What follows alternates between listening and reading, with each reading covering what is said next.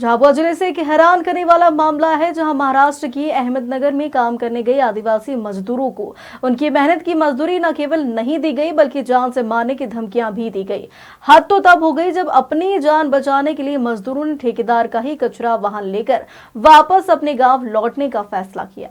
दरअसल थानला विधानसभा क्षेत्र के कुशलपुरा गांव की रहने वाली सभी आदिवासी पुरुष और महिलाएं महाराष्ट्र के अहमदनगर में महीनों तक कचरा उठाने का काम कर रहे थे। करीब 100 से अधिक मजदूर, जिनमें महिलाएं अपने छोटे बच्चों के साथ शामिल थी और कुछ युवक कचरा वाहन चला रहे थे। इन मजदूरों का कहना है कि जब उन्होंने मजदूरी की मांग की तो ठेकेदारों ने उन्हें जान से मारने की धमकी दी। डर और जान का खतरा देखते हुए ये मजदूर ठेकेदार का कचरा वाहन लेकर किसी तरह वापस झाबुआ लौट आए। मजदूरों ने झाबुआ पुलिस अधीक्षक से मिलकर 22 लाख रुपए से अधिक की मजदूरी न मिलने की शिकायत की है। इनका कहना है कि अगर उन्हें उनकी मेहनत की कमाई दे दी जाए तो ठेकेदार अपना कचरा वाहन वापस ले जा सकते हैं। मजदूरों ने अपने जनप्रतिनिधियों से मुलाकात की है और कहा है कि उन्हें बार बार धमकियां मिल रही है, जिससे उनका जीवन असुरक्षित है। भाभी तमु भी काम गया था महाराष्ट्र अहमदनगर में हूँ थे तुम आते कितनी पगार नहीं आली तुम माल 7 महीने कितना तमु कौन कौन गया था तुम्हारा पूरा गया था। तुम्हारी कितनी पगार हो तुम्हारी 60,000 अरे तुम्हारी तमु भी गया था कामी तो तमु ना सोरा ली तमु काम करवाई गया तमु पगार ता नहीं आली कितनी तुम्हारी कितनी पगार हो हमारी भी 2-3 महीना में तमु भी गया था तुम्हारी कितनी पगार हो हमारी 60-70,000 तो तुम वो ना सोना ली हूँ करें काम करी हो तुम कर्जा वाला मांगे तो से काम तो करना पड़े कहाँ लिया कर्जा वाला है तो तुम 360 रुपया क्यों नहीं लिया तुम ये आधा आलता न कोली बताड़ता 1 तारीख की आलू 5 तारीख की आलू कोई कोली बताड़े न मु घेर न है यहाँ पगार नहीं आली ते तुम जैसे गाड़ी तुम सब ट्रेन बढ़िया तुम पगार ली न है क्यों हम के तो मकरदम कौन है तो नूरन नाम माथे पड़े नूरन बबलू ने पुरन वाले क्या पगार हम वो तनो पे लियो के 1 महीने नहीं बाकी है इनके तनो जो सेट है इनके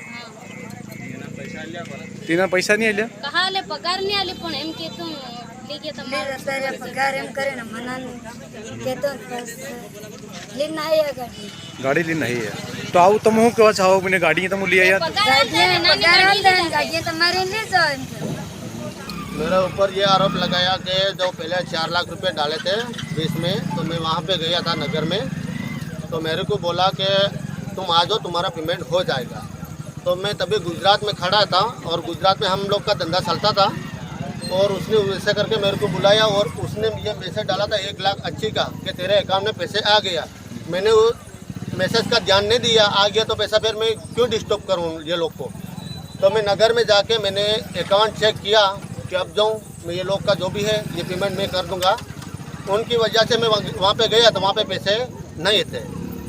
तो फिर मैंने सेठ को क्या बोला कि सेठ मेरा अकाउंट में पैसा नहीं है। तो मेरे को बोला कि तू 10 मिनट 15 मिनट रुक जा, नहीं तेरा मैसेज सही ढंग से तू चेक कर। तो मैंने फिर भी चेक किया तो फिर भी मेरे को क्या बोला होगा बीच में तेरा पैसा कहीं अटक गया होगा। तो फिर मैं एक दिन छोड़ के तीसरे दिन मैं उनके सेठ के पास फिर गया तो फिर उसने बोला कि मैं करवा दूंगा, टेंशन मत ले।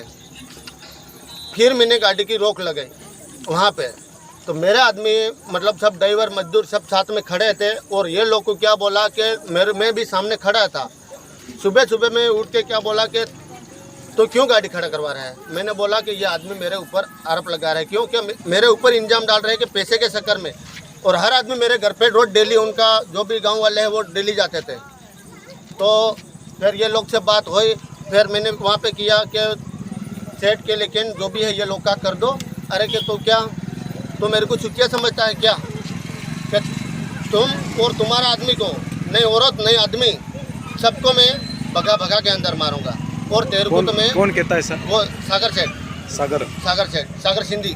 तो उसने फिर क्या बोला कि मैं तेरे को शाम को देख लूँगा, जो उखेड़ना हो वो उखेड़ना। मैंने क्या बोला कि सेठ तुम्हारे घर के अंदर मैं रह रहा हूँ, उनकी वजह से तुम सेठ है, धमकी मत दो। तो मैंने उनको ऐसा बोला तो फिर मेरे को क्या बोला तेरे को जो करना वो कर ले। गाड़ियाँ लेके आप आ गए वो हमारा ड्राइवर थे, हम लोग सूरत में थे। वो क्या है मतलब वो हमारे को भी बताए हुए ने मतलब लेके आ गए, फिर हमको बुलाए, हम लोग उधर आए। तो क्या कहना चाहते हैं आप इसमें? हमको क्या कहना चाहते हैं, ये हमारा जो भी पेमेंट निकल रहा है वो दे दो और तुम्हारी गाड़ियाँ ले जाओ। हमारे गांव के लोग हैं, ये काम पे गए थे, उनको ज़्यादा वहाँ पे ये काम पे गए तो ये धमकी दी इनको काम कि यहाँ कहीं करोगे तो हम मार के फेंक देंगे, ये वो करा। तो ये डर के हमारी पगार रुक जाएगी यूँ करके ये गाड़ियाँ लेके वहाँ से आ गए। तो हम गए थे यहाँ काकनवानी थाने पे गए थे, तो वहाँ से भगा दिया। वहाँ बोला कि यहाँ से तुम जाओ, तुम जहाँ से गाड़ियाँ लाए वहाँ पे जाओ यूँ करके बोला। ऐसा फिर कहाँ गए थे आप? फिर हम जाबा गए थे एसपी कार्यालय, वहाँ क्या बताया आप लोगों? वहाँ पे लिया आवेदन लिया हमारा। आवेदन लिया, मतलब आपने क्या बताया कि हम वहाँ से गाड़ियाँ ले आए हैं सुरक्षित, और क्या मतलब एसपी ऑफिस में आपने ऐसा बताया? हाँ, ऐसा। अब क्या चाहते हो आप लोग सब? हम यही चाहते हैं कि हमारे गांव के लोगों का पगार मिल जाए और ये उनकी गाड़ियाँ ले जाए। ऐसा। हाँ, कितनी पगार है अमुनक आपको मालूम? इनकी 20-22 लाख करीबन है।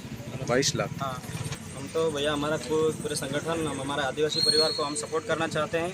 हमारा ये कहना है कि अब ये लोग अपनी दाढ़ी के लिए अब बाहर, अब महाराष्ट्र दूसरे स्टेट में गए तो वहाँ क्या करा उन लोगों ने, काम पे बुला के इसके बाद 1-2 महीने पगार दी बराबर। इसके बाद फिर आधे पैसे देते गए। इसके बाद फिर जो उन लोगों ने क्या किया कि गाड़ियाँ खड़ी करने के लिए बोला, तो उन लोगों ने धमकी दी कि गाड़ियाँ अगर खड़ी करोगे, अगर थाने पे कुछ भी सूचना दोगे तो हम आप लोगों को छोड़ेंगे नहीं या मारेंगे। इस तरह की दादागिरी करके उनको धमकी दी गई। तो अब ये बेचारे 2 बातें जानने वाले ये है नहीं, अनपढ़ है, इसके लिए तो वहाँ कचरा उठाने के लिए गए। ऐसे कीड़े वाले कचरे ये सब काम करते हैं।